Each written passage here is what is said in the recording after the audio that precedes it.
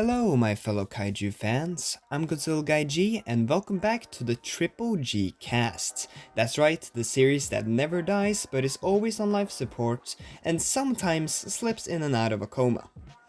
Now, you guys read the title, you know what we're gonna be talking about. Today, we're gonna be talking about the movie Troll 2. Not to be confused with a certain other film, a rather notorious one at that. Now, this movie is a sequel to the 2022 monster film Troll, directed by Roar Uthaug. A film notable for not only being a Norwegian kaiju movie, a bit of a rarity these days, but also for being the most watched non-English Netflix movie of all time. Which, I mean, that's a pretty big feat, honestly. I actually made a TGC on the first film when it came out, and it was just kind of a mixed bag for me, unfortunately. Though I haven't watched it since then, but I do doubt that my opinions on it would drastically change on the rewatch. Still though, I was excited for this movie, even if I didn't expect anything masterful. All I needed was to see two trolls punching the shit out of each other, like the marketing was writing off of. So, let's see if the movie delivered. Oh, and of course, as usual, spoiler alert for both this movie and the first one. You have been warned. So anyways, I'm gonna go through 4 bullet points today. The story, the humans, the monsters, and the other stuff I want to talk about. So let's begin with discussing this film's story. And the best way I can describe this film's plot is basic yet unfocused. What do I mean by that? Well, first of all, the plot in this movie is pretty standard. Basically, another troll shows up and the human characters have to find a way to deal with it. It's very similar to the first movie, which, I mean, the plot in that one was already pretty basic, and that's not necessarily a bad thing. A monster movie in particular doesn't need a complex story to work. The problem here is that the movie is also really unfocused. Like, it feels like we're going on several side quests throughout the entire film. Like, first off, we have the troll actually escaping its captivity. Then we have the first attack with the helicopters with lights on them, and then that doesn't work, so then they have to go and find the second troll, which we find out actually is a thing that exists. But then that second troll gets taken down, so that doesn't work. So then we arrive to the final battle where they have a new plan to take them down with the silver and the water and that stuff. And then ultimately they take down the troll and everything seems fine in the end. Well, you know, except for one of the characters sacrificing themselves, but we'll get to that when we talk about human characters. If this sounds like we're just going on a fetch quest with these characters, it's because we kinda are. The pacing here is just really weird, because despite the movie not being much longer than a little over 1.5 hours, the scenes themselves just feel like they drag on a bit too long, or they just end suddenly. The pacing here is just really weird. It manages to be kind of boring despite how short it is, and despite the tone being a lot more lighthearted and silly. Overall, the movie just has kind of a bland story with some weird pacing, but I will say that how they expanded the lore was pretty cool here. All the stuff with Saint Olaf and the twist and legend surrounding him was actually pretty interesting, and I do really like this history they've created for the trolls in this universe. I actually think that they've done a pretty good job there. But overall, the story in this movie is nothing to really write home about, and it's also pretty unfocused, so yeah, not great there, but the story not being great isn't the end of the world. And with that, let's go from one thing that people tend to give monster movies a bit of slack on, the story, onto another point that people tend to say doesn't really matter for a monster film, the human characters. Now, the characters here are basically here to do one of two things. Either to say unfunny quips, or to spill exposition. Or in some cases, both. Nora here doesn't get much of an arc, aside from finding out that her father was right, again, which is something she already learned in the first movie. But then they also kind of go back on it in the end, but they don't really like focus on that. I don't know, it's weird. So Nora is just kind of here to just spill exposition about the troll lore. And that's kind of where her story ends, which is really unfortunate because, like, at least in the first movie, she had a bit of an arc with, learning that her father was right and all that stuff and reconnecting with him. But here she doesn't really get anything like that, which is pretty disappointing. As for her co-stars, unfortunately, they don't fare much better. Andreas' quips and jokes are still just mostly annoying. Like, maybe 1 out of 10 of his quips were kind of charming, but all the other ones are just unfunny, and it just ruins the tone and the mood. And it also makes his sacrifice at the end not really hit, because, like, I didn't care about him, even when they established that he and the cop lady from the first movie got together and are going to have a baby. I just didn't care because I don't like his character. He's just annoying to me, and that's it. So when I don't really feel anything when he sacrifices himself at the end of the movie, that's not a good sign, is it? And then as for Christopher, he just kind of exists here. And like they tried to give him an arc where at the beginning of the film he's like against doing things the way Nora wants to handle the Megatroll, which doesn't make any sense considering the ending of the first movie where he would like learn that already, that he should trust Nora, but then he doesn't at the beginning of this movie.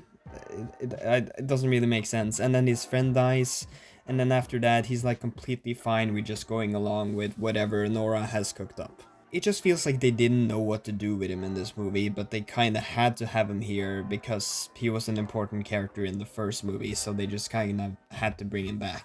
Doesn't really feel like they had any purpose for him in this film. As for the new characters, they unfortunately don't get a lot of time to be fleshed out due to having to share screen time with the cast of the first movie. And because of this being a relatively short feature film, they don't really get any time to really develop them. Though luckily there aren't a lot of new characters and like they don't have that much of an impact on the story. So them not having a lot of character is, I guess, not the end of the world, but at the same time, it does end up feeling like they aren't really needed for the plot, which isn't great, let's be honest. The dialogue these characters have to work with is also pretty bad. Like, again, the quips are cringy and the exposition is not laid out in a natural way whatsoever. They just have way too much of it and it goes on forever. And, like, it doesn't stop either. Like, the movie's constantly dumping all this lore through exposition.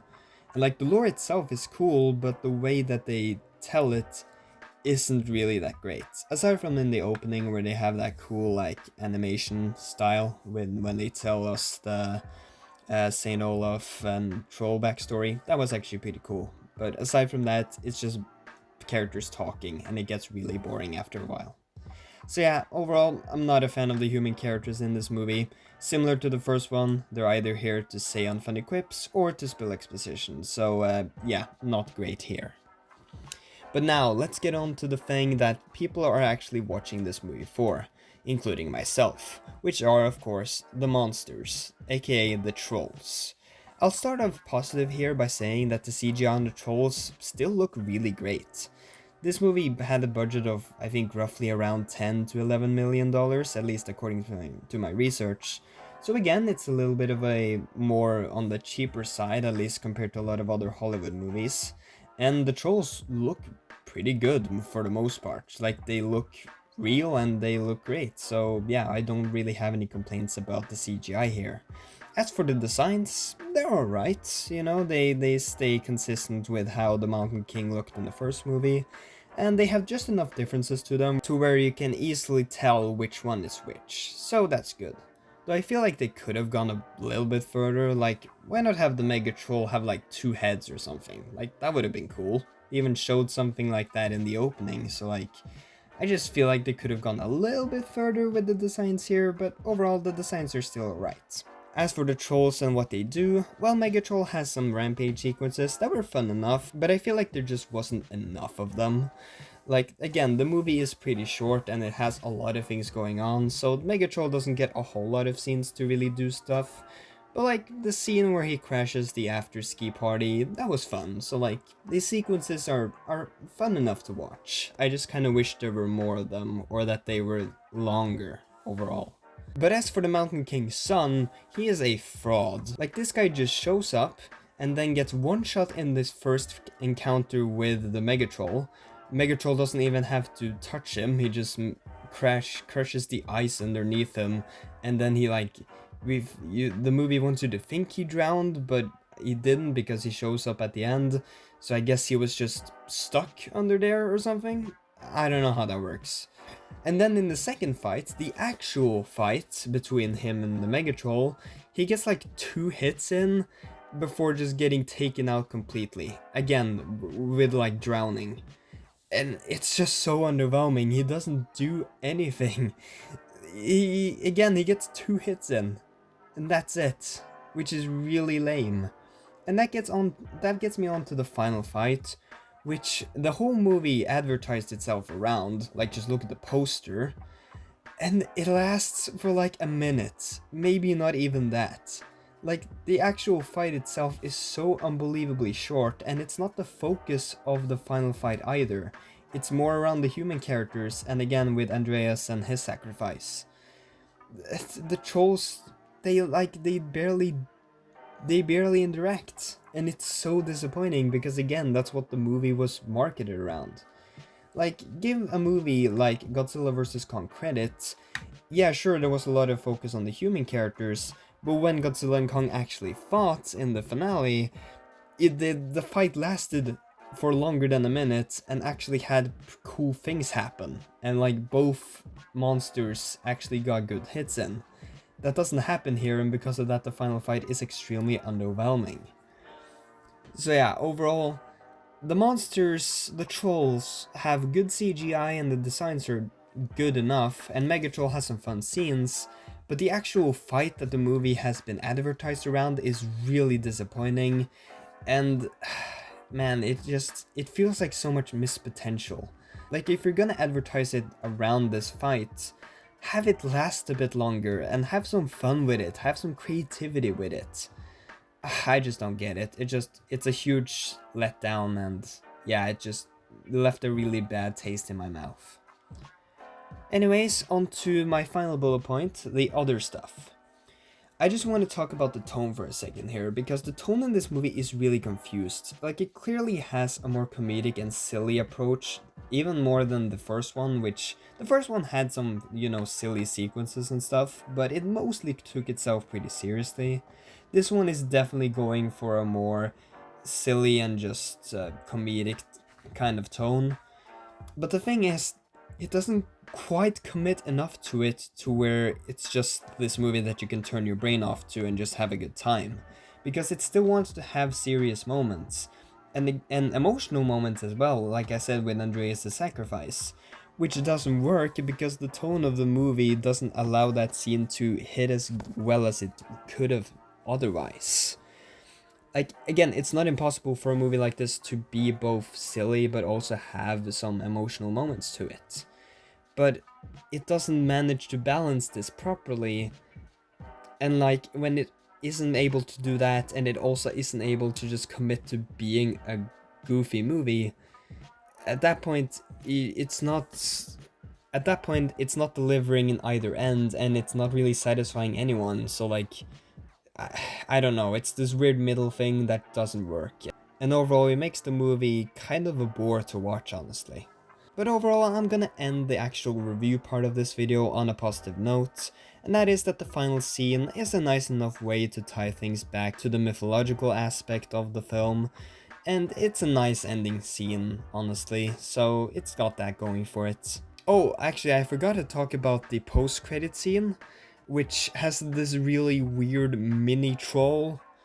I don't know what their plan is here, but I really hope it is just like, in the next movie we just get like a troll war. Like, again, if they're gonna commit to just, like, again, if their movies are just gonna be silly films that you can just kind of turn your brain off to, then just go all out, and just have it be dumb fun. Like, there's nothing wrong with that, just have it be dumb fun. But yeah, the final scene is nice, I guess, but other than that, yeah, not great stuff here. Honestly, Troll 2 is just really disappointing as a whole. The tone here is confused, the story is both messy and basic, the dialogue is bad and cringy, the characters are undercooked, and it has a disappointing showing for the trolls themselves. Overall, I can't give this movie much higher than a 3 out of 10. Hopefully, if they do make a third movie, that one will be better, and they'll just commit to it being a dumb, fun action movie. Hopefully they do that, but who knows at this point. Anyways, that's it for today's video, everyone. Sorry that I haven't been very active this year. College has really been taking up a lot of my time, and when I finally had some time off to actually make some content for the channel, I got sick. So basically, bad timing. So I didn't get to make as much content this year as I wanted to. Hopefully 2026 will be better. At least I'll try my best to be more active. But I can't promise anything, unfortunately.